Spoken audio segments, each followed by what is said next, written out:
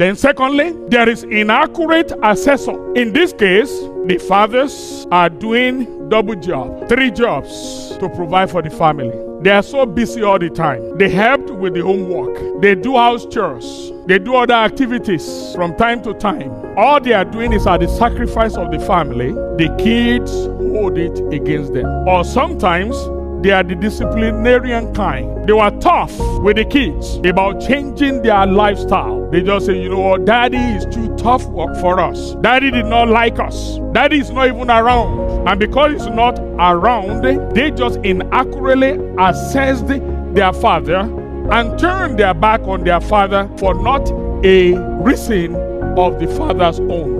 Unappreciative kids is the third category. In this case, the parent did everything. The parents are faithful, they did everything, and they are always at every wonderful event of their life. But those kids just intentionally turned against their parents. Then there's another group that I call the innocent grievance. Why do I call them innocent grievance? Because they were kids that came out of a separated family of parents with a very bitter separation. When there's a bitter separation, unless both of them are good Christians, it might be very hard on the kids. Why? Because while each of the parents are trying to outplay the other, one may poison the mind of the kids against the other parent. And that is why I call them innocent grievance, because they may say they have reason for being angry, but they are innocent. Because if you are to go deeper, somebody is also need to be blamed. And in that case, don't look at the mama now,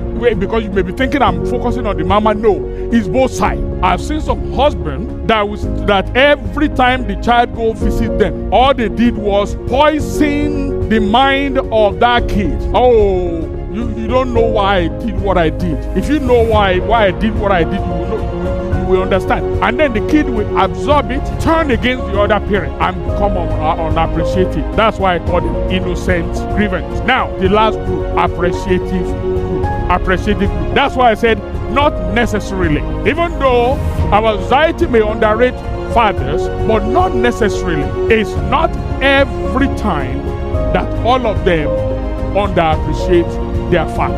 There are groups of people that appreciated their father. So the appreciated group are the ones that appreciated their fathers and mothers for who they are. Even when their fathers have their own flaws, they overlook them. They forgive their father. They understood that they have only one biological father, and one day they will become parents too. And as such, they wanted to appreciate their fathers because that is what the scripture recommends. And this is the category I want to recommend to all of you today. Your parents may have failed. And when I say parent, it could be your mother, it could be your father. Maybe they were not there when you were growing up, but somehow they show up when you are now adult. They are now bragging around that you are my best son or you are my best daughter, even though they were missing in action when you are growing up. Well, they want to compensate for all their flaws now. Forgive them, let go, love them, embrace them. And that's the category that I would recommend to all of us.